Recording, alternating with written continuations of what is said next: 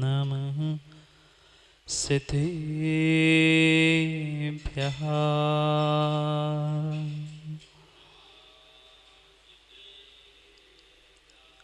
श्रीमत्परं गम्भीर स्याद्मोहलाञ्छनं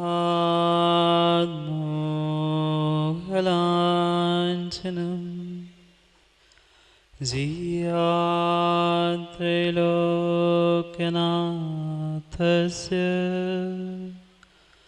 शासनं जिनशासनं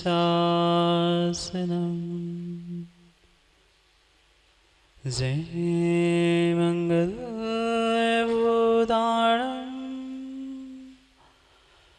विमलाणं नाणयदंशनमयारं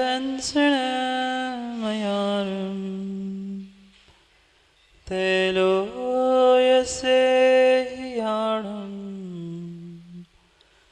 नमोऽस्यासवसीताणं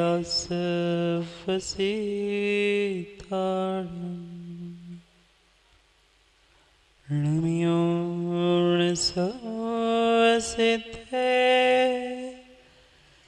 जानतं खवदिदिह संसारे दस दस दो दो वजने दस दो रूपे हणं वोचे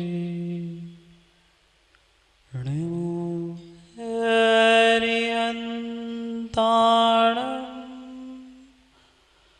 नमो सिद्धाणं नमो आयर्याणं नमो वज्रायाणं नमो लोये सर्वसावरणम्।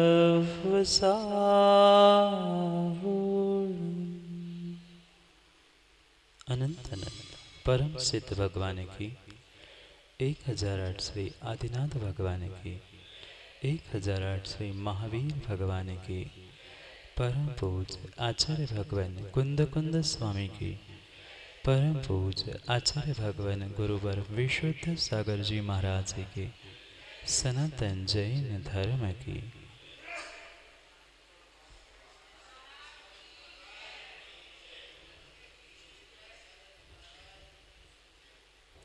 अंतिम तीर्थेश्वर वर्धमान स्वामी के शासन में हमसे विराजते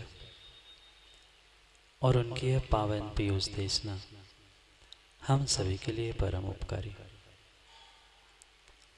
अनादिकाल से हमारी आत्मा में जो जन्म जरा और मृत्यु रूपी रोग लगे, उन रोगों का उपशमन करने वाले कोई परम औषधि है तो वह एकमात्र यह जनवाणी।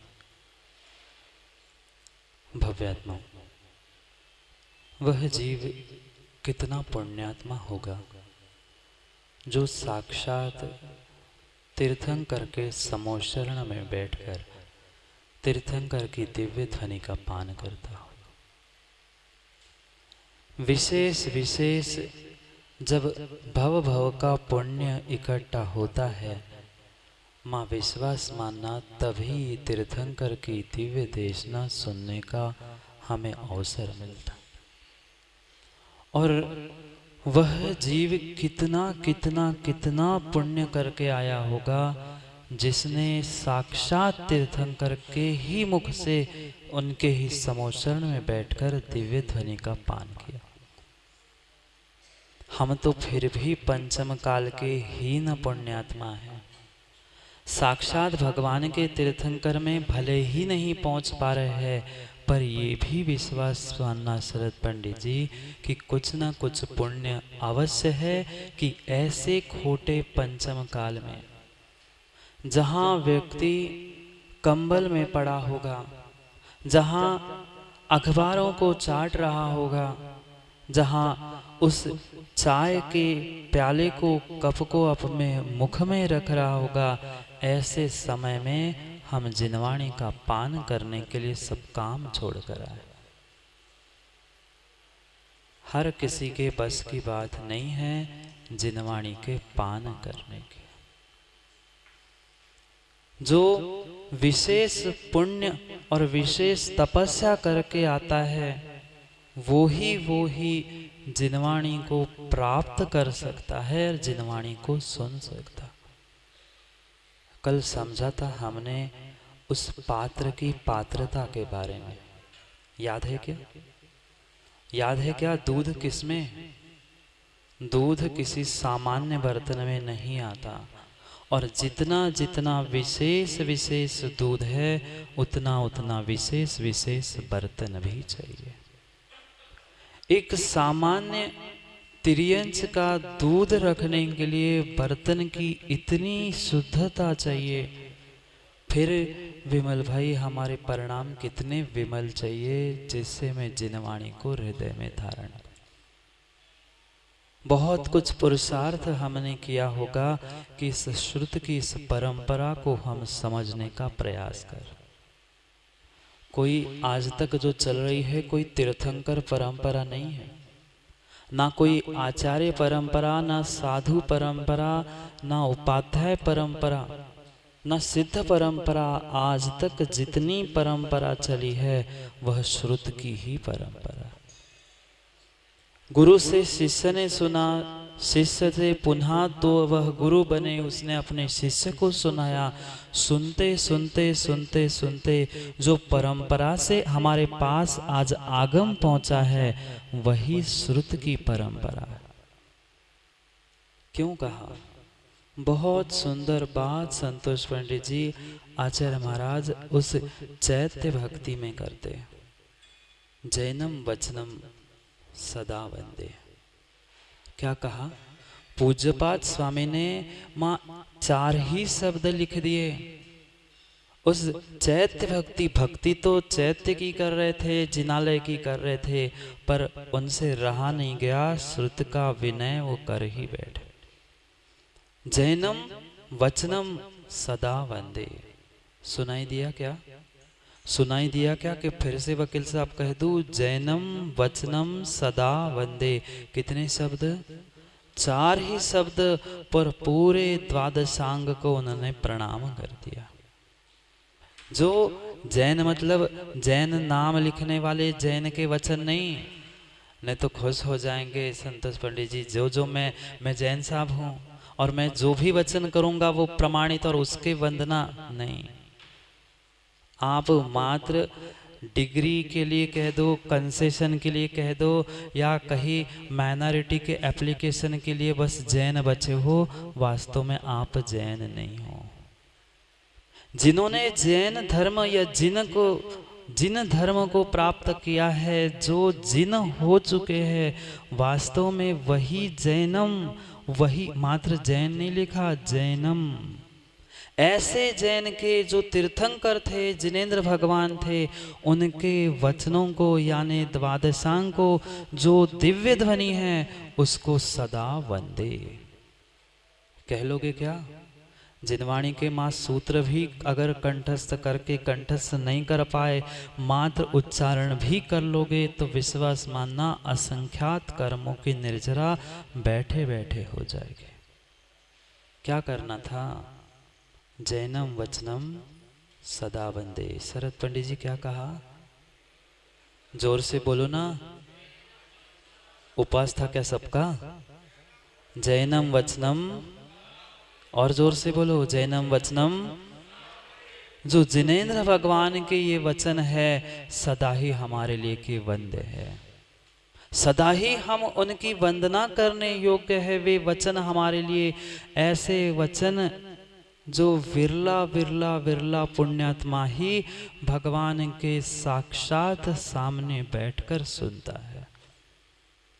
ये श्रुत की परंपरा काल की अपेक्षा से भले ही आदिनाथ आदि आदि तीर्थंकर से शुरू हुई, पर ये श्रुत की परंपरा शाश्वत ही है और रहेगी।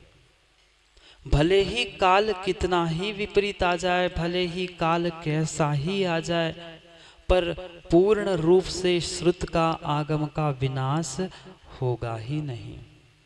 द्रव्य क्षेत्र काल की अपेक्षा से धर्म का श्रुत का विनाश पंचम काल की अपेक्षा से कह दो, भरत क्षेत्र की अपेक्षा से कह दो, छठे काल की अपेक्षा से कह दो, फिर भी संभव है।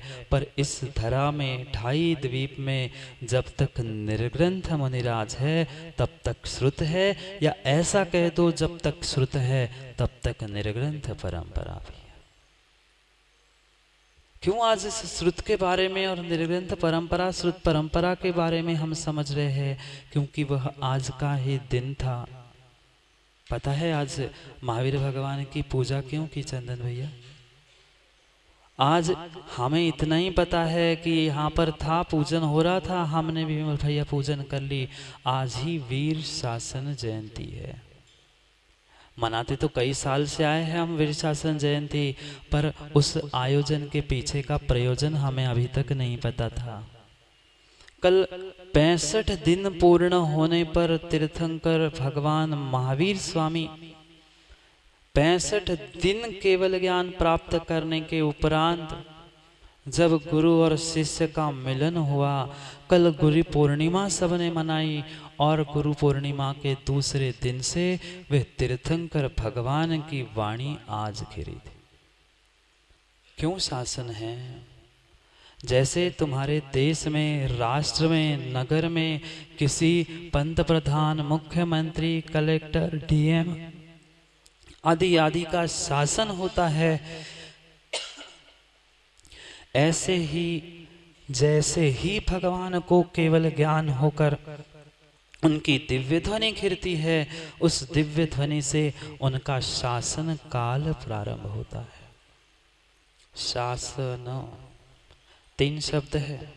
शासन, जहां आज्ञा का पालन होता है उसको ही शासन कहते हैं, और जहां शास यानी आज्ञा न, वहाँ जहाँ शासन यानी आज्ञा का पालन ही नहीं है, वहाँ कितनी ही बड़ी शासन व्यवस्था धरी रहना काम होने वाला नहीं। पर क्यों ऐसा कहा जाता है कि वर्धमान स्वामी का शासन है? ये तो हमें सबको ही पता है। घर में भी जो हमसे बुजुर्ग होता है, भले ही वह बेटा कितना ही बड़ी डिग्री प्राप्त कर ले, आपसे कई अधिक गुना पैसे कमा ले, पर फिर भी विमल भैया कौन कहला के घर आपकी पहचान होती है? आपके नाम से पीहर वाले अभी कहना लगे, पर आपके दादा परदादा पिताजी के नाम से आपकी पहचान है। वे है क्या? वे अभी दादा परदादा आपके पास है क्या? नहीं है, पर उनका नाम अभी भी है। कई सारे परिवार या कई घर के ऐसे कार्यक्रम होते हैं जब घर के बुजुर्गों के नाम से ही कार्ड आता है ना। जब भी घर में कार्ड आता है, घर में जो बुजुर्ग होता है उसके ही नाम से आता है। आज आप कितनी ही लड़ाई कर लेना, कितने ही वाद विवाद कुछ भी कर लेना, पर ये बात मनोज भाई बहुत अच्छे से याद रखना, जब भी विवाद 2 भाइयों में होता है, माना कि 2 भाई 4 भाई है और वे आपस में लड़ रहे हैं, बच्चे लड़े, पोते लड़े, कोई भी लड़ाई हो, पर जब दादा का नाम लेते हैं तो दादा के नाम से तो कितने दादा, दादा कितने हैं? भले ही सुंदर दाऊ कितने भाई? आप 3 भाई, आप 4 भाई, 4 भाई, और उन 4 भाइयों के बच्चे, वे परिवार इतना बड़ा, पर आप 4 भाइयों के पिता कितने हैं? उन 4 भाई, 4 के 1 के 4 संतान, ऐसे करते करते 10-15 संतान 4 भाई। ये अगर आपस में विकल्प भी कर ले कि नहीं हम सुंदर दाऊ के हैं, हम शील दाऊ के हैं, आप वाद विवाद तो कर सकते हो, पर जब पिता की या दादा की उनको याद आ जाएगी तो दादा और पिता कितने हैं? एक ही थे। ऐसे शरद पंडित जी, आप चाहो जितना विकल्प कर लेना, पर सबके परम पिता जिनके घर में कह दो जिनके काल में हम रहते हैं वे परमपिता एकमात्र वर्धमान तीर्थंकर महावीर स्वामी हैं। कर लेना जितना विकल्प करना है माँ, पर परमपिता कौन है? परमपिता एकमात्र तीर्थंकर महावीर स्वामी हैं और उनके ही आज्ञा में, उनके ही शासन काल में हम रहते हैं। और आज उनका शासन क्यों प्रारंभ हुआ? जिस दिन केवल ज्ञान के बाद पहली बार तीर्थंकर भगवान की दिव्य ध्वनि घिरती है, उस दिन से उनका शासन काल प्रारंभ होता है, क्योंकि उन्होंने वर्तमान के परिप्रेक्ष्य में आगम का बखान किया, बनाया नहीं है। तीर्थंकर भगवान आगम को बनाते नहीं हैं, पूर्व तीर्थंकर ने जो कहा था उसी सत्य को बताते हैं। हम बताते कम है, दूसरों को भी बनाते हैं और आगम को भी बनाते हैं। निहाल चंद जी, आगम और दूसरों को बनाना छोड़कर सत्य को बताना प्रारंभ करना। उन्होंने सत्य बनाया नहीं है, आगम बनाया नहीं है, ना दिव्य ध्वनि में उन्होंने कोई तत्वों की प्ररूपणा बनाई है, उन्होंने मात्र तत्वों की प्ररूपणा बताई है। और उनके ही आज्ञा में, उनके ही अनुसार, उनके ही कथन के अनुसार आज हम जी रहे हैं। इसलिए आज वर्धमान स्वामी के उस वीर शासन का प्रारंभ हुआ था, इसलिए वह जयंती मनाई जा रही। जब घर में माँ किसी बालक का जन्म होता है, कितना उत्साह होता है। आज ऐसे ही बालक का जन्म नहीं हुआ, पर बालक के शासन का जन्म हुआ। एक किसी देश का, राष्ट्र का, किसी राज्य का मुख्यमंत्री, प्रधानमंत्री भी होता है क्या? आपके यहाँ कौन है? जो मोदी जी भले ही इलेक्शन जीत के आ जाए, जीत के आए थे ना, आपने उनको जिता दिया था, वे जीत के भी आए थे, पर पंतप्रधान बने थे क्या? जब तक शपथ विधि नहीं होती तब तक वे आज्ञा देने के लिए, शासन करने के लिए योग्य चुन के तो भेज दिया था। केवल ज्ञान भी हो गया था, गुरु शिष्य का मिलन भी हो गया था, पर शासन आज्ञा प्रारंभ क्यों नहीं हुई थी? शपथ नहीं ली थी। मोदी ने जब तक शपथ नहीं ली थी तब तक मोदी जी का शासन काल प्रारंभ नहीं हुआ था।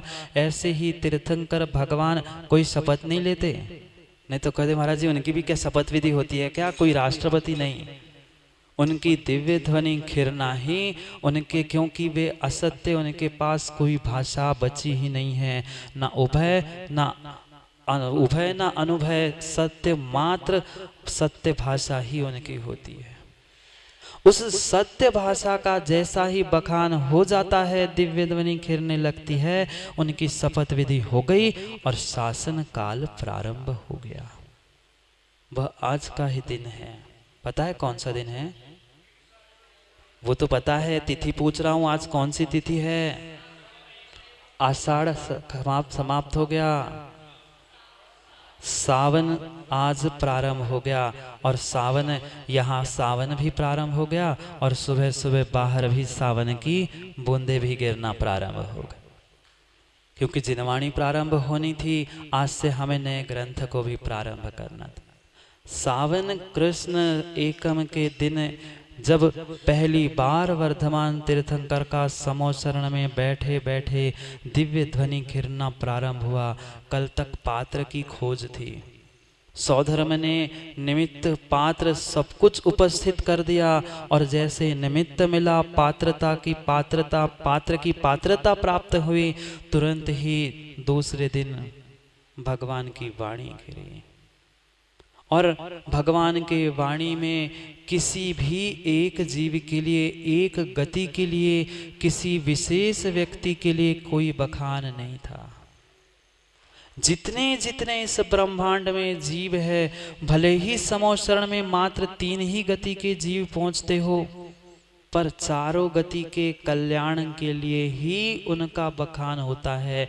वे नारकियों के लिए उपदेश नहीं देते, ऐसा नहीं है। वे पहुंच नहीं पाए, उनका पुण्य नहीं, वो भिन्न विषय है, पर उपदेश तो चारों गतियों के जीवों का कल्याण हो, यही होता है। इसलिए तीर्थंकर महावीर स्वामी के शासन को, तीर्थ को, तीर्थ जानते हैं ना, बचपन में पढ़ा होगा या बच्चों को तो पढ़ा होगा, जो स्वयं तिरता है। और क्यों नहीं पढ़ा संतोष पांडे जी? खूब पढ़ाया होगा बच्चों को। जो तिरता है और दूसरों को तिराता है वह तीर्थ होता है। ऐसे तीर्थ को तिराने वाले, तीर्थ को चलाने वाले वे अंतिम तीर्थंकर सभी जीवों का कल्याण करने। ऐसा नहीं है कि आदिनाथ नहीं करते थे, कि शांतिनाथ नहीं करते थे, सभी तीर्थंकर करते हैं। पर भाई आज का कोई जन्मा हुआ बालक, आज का कोई जन्मा हुआ बालक, माना कि आज कल में किसी के घर में किसी बालक ने जन्म लिया हो, तो माँ हमेशा के लिए याद रहेगा कि कोरोना के समय पे कब जन्म हुआ था। तब पता है तुम्हें, जब कोरोना का भय चल रहा था तब तुम्हारा जन्म हुआ था। पता है अटा मंदिर में जब चतुर्मास हो रहा था 2020 का, तब तुम्हारा जन्म है। ये क्या हुआ? तब की याद है। क्यों? क्योंकि उस काल में तुम्हारा जन्म हुआ है। ऐसे ही हम किस काल में जन्मे हैं? ना आदिनाथ भगवान की गुणों में कमी थी, ना पारसनाथ भगवान के गुणों में कमी थी। पर ये स्वाभाविक बात है, जिस काल में हम जन्मते हैं वह कोरोना की छोड़ दो। आज के युवा से शोभित पूछा जाए कि तुम किसके काल में हो, पंडित जी सबके मुख में मोदी जी है। प्रशंसा उनको भी अंदर से लगता है मोदी जी के शासन काल में थे हम। ऐसे ही जिनके काल में हम हैं उनकी प्रशंसा क्यों? क्योंकि हमें अच्छा लगता है कि हम उनके काल में जन्मे। उन महावीर भगवान स्वामी वीर स्वामी के शासन काल में ये सर्वोदय तीर्थ में हम जन्मे हैं। सर्वोदय क्यों कहा? सर्वों का सर्व, यानी जितने जितने जीव है चतुर्गति के, उनके पुण्य का उदय हो, कर्मों का नाश हो और सबका कल्याण करने वाली उनकी जो देशना थी, तीर्थ था, शासन था। इसलिए आचार्यों ने उसे सर्वोदयी तीर्थ कहा है। जहाँ आज्ञा का पालन होता है वही शासन है। और उसकी वर्षगांठ मना रहे हैं। पुनः पुनः हर साल नए नए वर्ष जोड़ते जा रहे हैं। इसलिए उसकी जयंती, वे वीर भगवान भी जयवंत हो और उनका शासन भी जयवंत हो, नमोस्तु शासन भी जयवंत हो। इसलिए हम वीर शासन जयंती को आज मना रहे हैं। कितना कितना वैज्ञानिक हमारा ये आगम है, कितना कितना वैज्ञानिक हमारा ये जैन धर्म है। अन्य किसी भी धर्म में, अन्य किसी भी आगम में किंचित भी शासन की व्याख्या नहीं है। दर्शन है, क्रिया है, सब कुछ है। पर अगर कहीं किसी धर्म में शासन शब्द अगर धर्म को कहा है तो मात्र हमारे जैन धर्म को ही वीर शासन या जैन शासन कहा जाता। क्यों? क्योंकि यहाँ भी कुछ कायदे कानून हैं। ऐसा नहीं है कि हम माँ जब जो चाहे कर ले। श्रावकों के लिए भी षडावश्यक की व्याख्या की गई है, साधुओं के लिए षडावश्यक बताए हैं। जो श्रावक, श्राविका, आरिका, मुनि आदि सब है, उनके लिए कुछ बायलॉज बनाएगा। और उन जो नियम कायदे कानून बनाए गए हैं उसके अंतर्गत ही रहने के लिए कहा है। जो उसके बाह्य है उसको जैनागम से, जैन धर्म से बाह्य कहा गया। ऐसे उस वीर शासन को, और मात्र वीर शासन नहीं, ये तो एक नाम मात्र उस तीर्थंकर के शासन का है। उसके लगभग चंद्रेश जी आदि पुराण खोल के देखना। क्या इसलिए आपका नाम ले रहा हूं कि आप जैसे विद्वानों को बहुत सारा विकल्प है कि ये नाम क्यों, वो नाम क्यों। जब एक ही नाम लिया है तो जैन शासन के आगे अन्य अन्य नाम क्यों? खोल के देख लेना। मूलाचार, आदि पुराण आदि आदि ग्रंथों में आचार्यों ने इसी जिन शासन के, जैन शासन के ही लगभग 35 और नाम दिए हैं। हाँ, वीरचंद्र शासन, आत्मानुशासन, युक्तानुशासन और नमोस्तु शासन, ये सभी नाम आगम के ही है। कोई नई खोज विमल भैया नहीं है, स्पष्ट लिखा है। और उसी शासन की आज हम जयंती मना रहे। क्यों? क्योंकि उनकी आज्ञा में हम रहते हैं, इसलिए उनके शासन में रहते हैं। कठिन है, कठिन है विरला जान ही तत्तु। आचार्यों ने बहुत अच्छी गाथा लिख दी। विरला जान ही तत्तु, बहु विरला सुन ही तत्तु, विरला झाय ही तत्तु, जिय विरला धार ही तत्तु। कुछ आया समझ में? अभी नहीं आया। इतने जल्दी समझ में आ जाता तो क्या नहीं हो जाता। यहाँ थोड़ी बैठे मिलते। विरला जान दी तत्तु, बहुत देखो ना, हजारों लाखों की तादाद में विकास यहाँ लोग होंगे, पर उसे तत्व को जानने की इच्छा से, तत्व को प्राप्त करने की पिपासा से कितने आए हैं? सैकड़ों भी नहीं है। लाखों की तादाद में सैकड़ों विरला, बहुत कम जानने की इच्छा रखते हैं। बहु विरला सुनहु तत्तु। यहाँ बैठे बैठे भी बहुत सारे लोग माला फेर रहे हैं, बहुत सारे लोग पूजा कर रहे हैं, बहुत सारों को घर की आकुलता हो रही, विमल भैया को दुकान जाने की आकुलता हो रही है, काम नहीं हो रहा है। बहु विरला सुन ही तत्तु, बहुत कम है। ये गिने चुने जितने बैठे हैं उतने में से भी गिने चुने लोग अंदर से सुन रहे हैं। बहुत कम सुनने की इच्छा से आते हैं, उसमें से बहुत कम सुनते हैं। विरला झाय ही तत्तु, उससे भी बहुत कम उस तत्व के बारे में घर जाके माँ सोचते क्या? हम तो महाराज जी यही की धूल यही छोड़ के जाते, तेरा तुझको अर्पण क्या लागे मेरा। आपने कहा, हमने यही झटकार दिया, घर चले गए। नहीं झटकारते। अधिकांश लोग खड़े होके पूरे झटाक जैसे धूल झाड़ के चले जाते। संतोष पंडित जी ऐसे जिनवाणी सुनी भी, महाराज जी आपको, आपने सुना है, आपको मुबारक, हम तो जा रहे जी।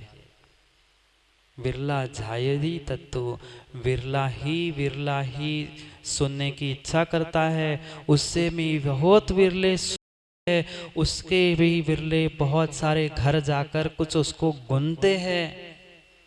सुनना फिर भी आसान है, सुनना फिर भी आसान है। अनादिकाल से हम सुनते आए हैं। उस सुनने के साथ माँ गुनना भी होगा। सुनने वाले फिर भी मिल जाएंगे, गुनने वाले और कम हैं।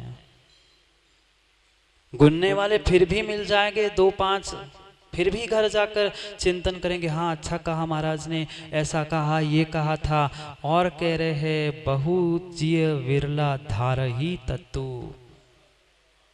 धारण करने वाले 1-2 ही होते हैं। हजार लाखों में से हजार आते हैं, हजारों में सैकड़ों सुनते हैं, सैकड़ों में से दशक घर जाके उसके बारे में ध्यान करते, चिंतन करते हैं, और सैकड़ों में से एक आधी होता है। चने कभी माँ आपने सेके क्या? भाड़ में डालकर कभी चने सेके क्या? क्या प्रत्येक चना उचकता है? नहीं उचकता। इतने सारे चनों में से 1-2 ही चने भाड़ में से उचकते हैं। ऐसे ही है, सुनने की इच्छा से बहुत कम, फिर सुनने वाले कम, ध्यान करने वाले कम। बहु विरला धार ही। सुनना आसान है, गुनना और कठिन है। और चंद्रेशी उससे सबसे कठिन कुछ है तो चुनना है। हमें सुनना भी है, गुनना भी है, और साथ साथ धीर के लिए चुनना भी है। हम तो दूसरों को ही चुन लेते हैं, दूसरों के लिए नहीं। सुनना सम्यक दर्शन, गुनना सम्यक ज्ञान, और चुनना यानी सम्यक चारित्र, ये बहुत विरलों के पास होता है। वो ही भगवान बन सकता है, वो ही भगवान बन सकता है जो चुनता है। पर चुनने के लिए पता भी तो होना चाहिए किसको चुनना है। कोई कांटे ही चुनते हैं, दूसरों को भी चुबाते हैं, स्वयं के हाथ को भी खून से लहूलुहान करते हैं, पर कांटों को नहीं। हमें फूलों को अगर चुनना है तो उन फूलों के बारे में पता भी तो होना चाहिए। इसलिए चुनने के पहले हमें गुनना है कि कांटे चुभते हैं, फूल सुगंध देती है। ये हमें सोचने पर हमें पता चलता है, विचार करने पर पता चलता है। पर सोचने विचार करने के लिए कहीं से सुनना भी पड़ेगा। इसलिए तीनों की जरूरत है, सुनना, गुनना और चुनना। एक से काम नहीं होगा। ना शरद पंडित जी, सम्यक की कितना ही गुणगान गा लेना, सम्यक दर्शन मात्र से काम नहीं होगा। सम्यक ज्ञान भी चाहिए और सम्यक चारित्र भी चाहिए, तभी कल्याण होगा, तभी कल्याण होगा। जितने जितने जितने जितने भगवान बने हैं वे इन तीनों को साथ लेकर ही बने हैं, मात्र एक से कभी भी काम नहीं होता। कठिन है।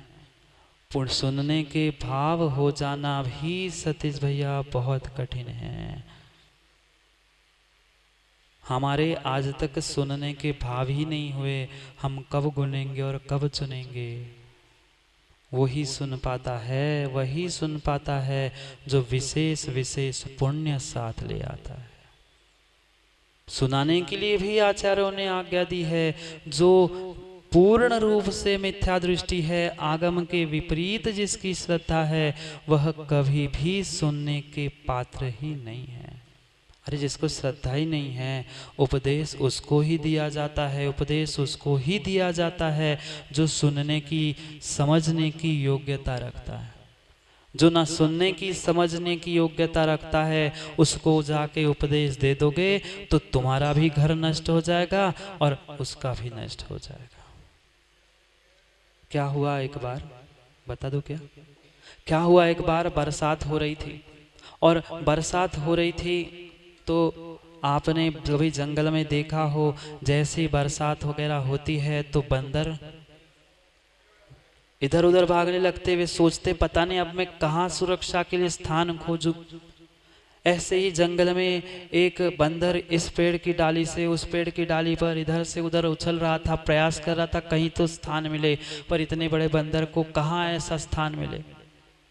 एक चिड़िया थी, घोंसले में बैठी थी। उसने तो अपनी सुरक्षा के लिए घोंसला बनाया था, अपने बच्चों की सुरक्षा के लिए घोंसला बनाया था, अपने बच्चों की और स्वयं की वो घोंसले में रह के रक्षा करती थी। उस बंदर को देखकर उस चिड़िया को विकल्प हुआ, अरे कैसा ये बंदर है, इंसान जैसे दो हाथ है, दो पैर है, मस्तिष्क है, सब कुछ है, पर फिर भी अपने रहने के लिए घर नहीं बनाता। कभी किसी ने देखा क्या बंदर के घर को? नहीं देखा। वह चिड़िया का फिर भी घोंसला होता है, जैसा हो वह क्या सामान्य नहीं, सुंदर से सुंदर भी घोंसला होता है। विकास भैया देखा था क्या? कुएं के पास, पानी के पास एक बहुत सुंदर चिड़िया घोंसला बनाती है। कोई आदमी भी जिसे नहीं बना सकता, वो मात्र चोंच से बनाती है।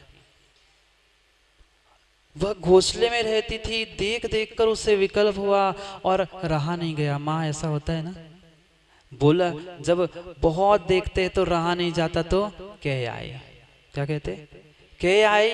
अब वो चिड़िया को भी कह आई कि ये इंसान जैसा है, सब कुछ कर सकता है, क्यों नहीं करता। उसने सोचा मैं थोड़ा सा उपदेश कर दूं, थोड़ा सा कह दूं। जैसे ही उस चिड़िया ने कहा, अरे बंदर तू इंसान जैसा हाथ पैर वाला है, चलता है, तेरे पास थोड़ी सी बुद्धि है, हाथ पैर है, तू चाहे तो अपना घर बना सकता है, स्वयं की अपने बच्चों की रक्षा कर सकता है, क्यों उछल कूद कर रहा है। कोई किसी का फ्री का उपदेश सुनता है क्या? वकील साहब को पैसे क्यों मिलते हैं?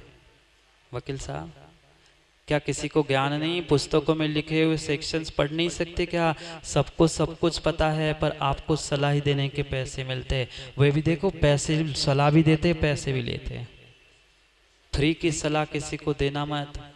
अगर अपनी स्वयं की रक्षा करनी है तो माताओं किसी को फ्री की सलाह देने पहुंच मत जाना। बहन ऐसा नहीं, ऐसा कर लेना, वो तभी तो आपकी सुन लेंगे, बाद में समय आने पर जवाब देंगे तो मैंने ऐसा कहा था ना, अब लो। चिड़िया ने कह आई उसे कि ऐसा नहीं, तुम अपने लिए घर तो बना लेते।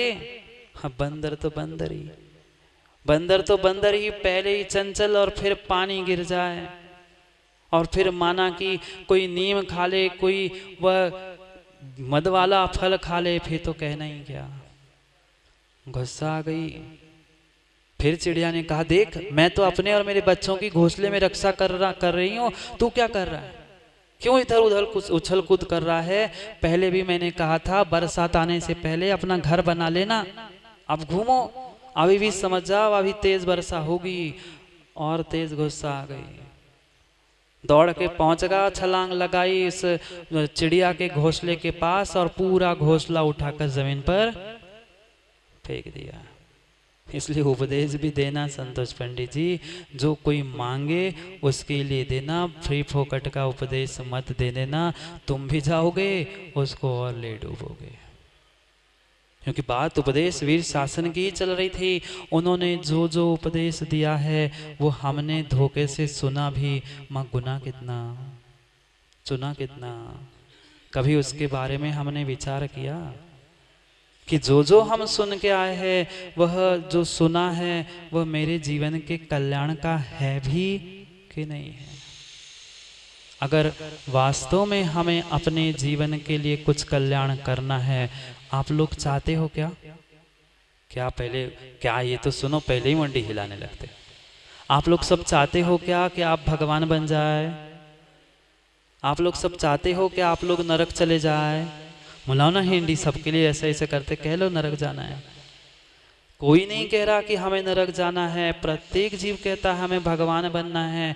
भगवान नहीं बन रहे तब तक स्वर्ग मनुष्य फिर भी स्वीकार है, पर सबका लक्ष्य भगवान बनना है ना, सबका लक्ष्य भगवान बनना है। पर भगवान बनने के लिए, उस चारित्र को प्राप्त करने के लिए बगैर वैराग्य भीतर नहीं है तो शरद पंडित जी वह चारित्र ज्ञान दर्शन सब धरा का धरा रह जाए, सब धरा का धरा रह जाएगा। इसलिए भीतर में इन संसार विषय भोगों से जब तक उदासीनता नहीं आएगी, भीतर से करंट नहीं लगेगा कि नहीं अब बहुत हो गया समय, अब तो मुझे छोड़ना है, तब तक काम बनने वाला नहीं है।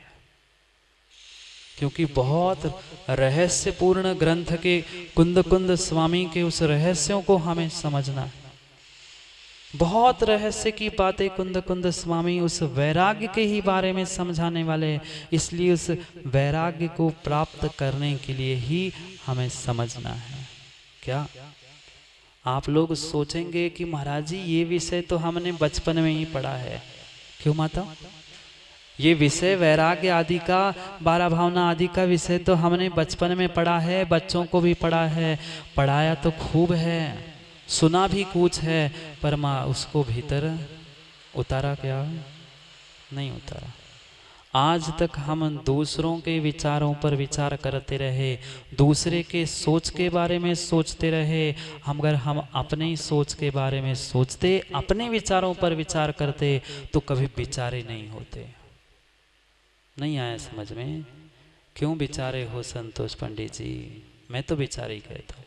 आप कितनी अपने आप को पंडित विद्वान ज्ञानी मान लेना, पर आप विचारे ही हो।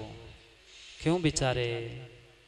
क्योंकि हमने आज तक अपने लिए विचार नहीं किया, अपने विचारों पर विचार नहीं किया कि मुझे अपने विचार, अपनी सोच किस तरह से बनानी थी।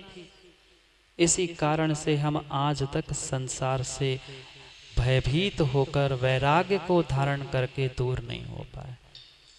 चारित्र तो फिर भी एक देश चंद्रेश जी हमने प्राप्त कर लिया, एक देश चारित्र फिर भी हमने प्राप्त कर लिया, महाव्रत भी प्राप्त कर लेंगे पुण्य के उदय से। पर अगर उसमें वैराग्य की कणिका नहीं है, विषय भोगों से अगर हमारी आसक्ति नहीं छूटी है, तो हमारा वह भेष, हमारे वह व्रत, हमारी वह साधना माँ सब धरी की धरी है। इसलिए बहुत बहुत अच्छी बात कुंद कुंद स्वामी जो हमें समझाने वाले, उन कुंद कुंद स्वामी के ही ग्रंथ को हमें आज प्रारंभ कर, एक बार नहीं, 2 बार नहीं, 3 बार नहीं, कई बार एक विषय को समझना होगा, तब जाके कभी कुछ अंदर घुस पाएगा। क्या पहली बरसात होने से ही भूमि से अंकुरण हो जाता है? नहीं होता। 1 बार, 2 बार, 3 बार जब पानी गिरता है, तब जाकर जब पहली बार पानी गिरता है, तभी मात्र उस भूमि की उष्णता नष्ट होती है। जो गर्मी तपन ग्रहण की थी उस मिट्टी ने, वो पहली बरसात में वो तपन कम हो गई। फिर दूसरे में उस मिट्टी में थोड़ा सा गीलापन आ जाता है, फिर तीसरी बार जब पानी गिरता है तब जाकर अंकुरण होने की शक्ति उस मिट्टी में आती है। ऐसा ही बिल्कुल वैराग्य के बारे में है। हम सोचते हैं दिन में माँ कितनी बार हमने पहले मेरी भावना के भी बारे में समझा। जैसे भगवान को मेरी भावना सुनाते हैं, हर बार 12 भावना का पाठ होता है ना। हमने तो सुना आपके यहाँ जहाँ जहाँ जब जब किसी की शोक सभा होती है तब किसका पाठ होता है क्या? कितनी बार सुना चुके माँ? कितनी बार दूसरों के घर वालों को मेरी भावना, 12 भावना, सब कुछ हम सुना चुके, पर अपने आप को सुना पाए? नहीं सुना पाए। एक बार सुनने से, सुनाने से काम नहीं होगा, दोबारा, तिबारा, 4 बार, बार बार काम करना होगा, तब जाके कुछ काम बनेगा। उसके बिना काम होने वाला नहीं है होने वाला। और उसी का नाम अनुप्रेक्षा है। उसी का नाम अनुप्रेक्षा है। पुनः पुनः पुनः पुनः जो चिंतन करना है, विचार पर विचार करना है, उसी का नाम अनुप्रेक्षा है। भव्यम जनानंद जननियो, संसार के जीवों के लिए आनंद देने वाली कोई जननी है तो ये 12 भावना है। और उस 12 भावना की ही वार्षाणुपेक्षा जो ग्रंथ कुंद कुंद स्वामी ने लिखा है, हमें उसका ही पठन पाठन करना है। क्यों? क्योंकि माँ सास बहू की बातें और डिब्बे पे नहीं आती। सास बहू की तो बातें टीवी पे देख सकती हो। व्यापार, दुकान, राजनीति आदि आदि जितनी विकता है वे मोनो तुम्हारे मोबाइल में आ जाती है। दूसरों के चेहरे, इधर उधर के फोटो, ये सब कुछ शोभित फेसबुक में, इंस्टा पे मिल जाती है, पर स्वयं की फोटो, स्वयं का चिंतन और कहीं नहीं मिलता। हमें मात्र अपने विचारों पर विचार करने के लिए यहाँ बैठना है। दूसरा कौन क्या कर रहा है, हमें किंचित भी दूसरों पर दृष्टि डालनी नहीं है, क्योंकि हम समझ चुके हैं परिस्थिति से नहीं, अपने मनस्थिति से कल्याण होगा। इसलिए हमें अपनी मनस्थिति बदलने के लिए, अपने मनस्थिति को ठीक करने के लिए, वीर शासन जयंती के दिन जैसे ही वीर प्रभु का पहला उपदेश हुआ था, पहली दिव्य ध्वनि खिरी थी और भगवान वर्धमान स्वामी का शासन काल चालू था। कब तक संतोष पंडित जी ये वीर शासन कब तक चलेगा? मात्र पंचम काल तक नहीं है। ये बहुत सारे लोगों की भूल है कि पंचम काल खत्म होगा तो शासन, हाँ धर्म तथाकथित काल की क्षेत्र की अपेक्षा से वह धर्म तो फिर भी लोप हो जाएगा, पर धर्म अलग है और शासन अलग है। भले ही आपके मोदी जी भारत में हो, चाहे किसी विदेश की यात्रा में गए हो, शासन किसका? उन्हीं का। ऐसे ही चाहे जो भी काल हो, जब तक अगली 24वीं कब होगी? अगली 24वीं कब होगी?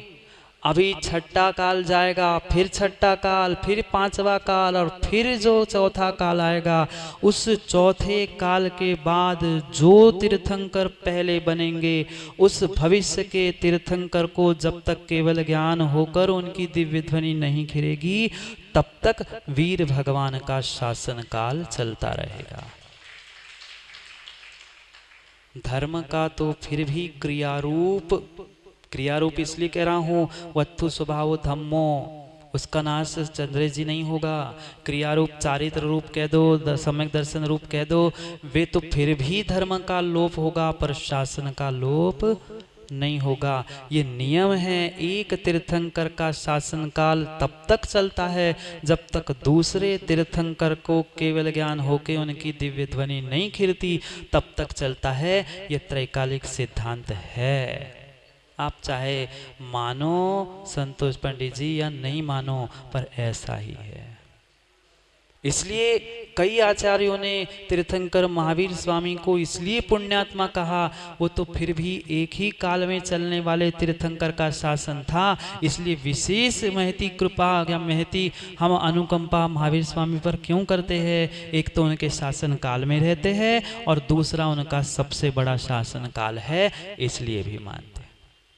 इसलिए आज के दिन उस वीर भगवान ने अपनी दिव्य ध्वनि से अपना शासन प्रारंभ किया था। हम भी ग्रंथ की पहली गाथा मंगलाचरण का उच्चारण करके अर्थ, मंगलाचरण आदि आदि सब कुछ बातें कल करेंगे। समय क्योंकि क्या करे, समय पे आना सिखाया हमें है ही नहीं, है ना। समय पे आओगे तो समय को पाओगे वकील साहब, नहीं तो समय धरा का धरा रह जाएगा। आज मात्र मंगलाचरण करके कल से, आज ग्रंथ प्रारंभ करके कल से हम मंगलाचरण आदि आदि की व्याख्या प्रारंभ करेंगे। सबके लिए बोर्ड पे लिखा है, दिख रहा है क्या? बोर्ड पे लिखा दिख रहा है क्या? हम एक एक श्लोक के एक एक पद को पढ़ेंगे, आप उसको ही देखकर पीछे दोहराना और फिर मिलके श्लोक आज पढ़ेंगे, कल से उसका अर्थ आदि समझेंगे। दिख रहा है सबको? पढ़ो। णम्योण सवसिथे, पढ़ो। जानो तम खविद दीह संसारे, दस दस दो दो वजने, दस दो अणुपेहणम वो छे। एक साथ पढ़ोगे कि क्या? पढ़ो, एक साथ पढ़ो पूरे चारों पंक्ति पढ़ो।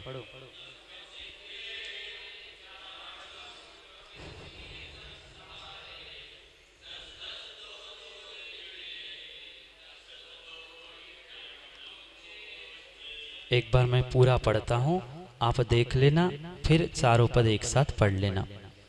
णम्योण सवसिथे, जानो तम खवदितीह संसारे, दस दस दो दो वजने, दस दो अणुपेहणम वो छे। पढ़ो।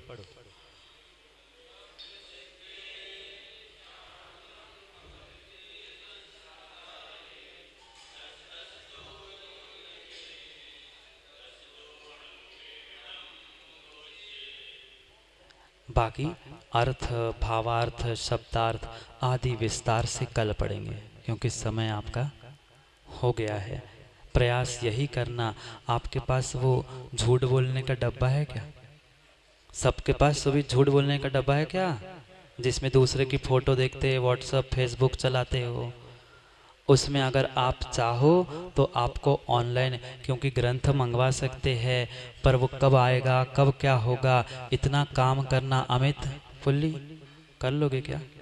इतना काम कर लेना, नेट से वार्षाणुपेक्षा ग्रंथ खोजना और सबके जितने लोग हैं उनको व्हाट्सएप या फेसबुक जिसके द्वारा आप भेज सकते हो भेजे। कम से कम श्लोक में क्या लिखा है वो श्लोक तो, बाकी पाप करने के लिए डिब्बी का प्रयोग कर सकते, पुण्य के लिए नहीं कर सकते क्या? कर सकते हैं। उसका सदुपयोग करना और प्रयास यही करना कि सबके सामने गाथा हो। बोर्ड पे भी लिखी जाएगी पर हाथ में हो तो और अच्छा है। हम सदुपयोग करें समय का, इसलिए पुनः समय पर समय की बात करने के लिए समय को समय पे समझते, क्योंकि समय पे किया गया काम समय को दिलाता है। बोलिए भगवान महावीर स्वामी की।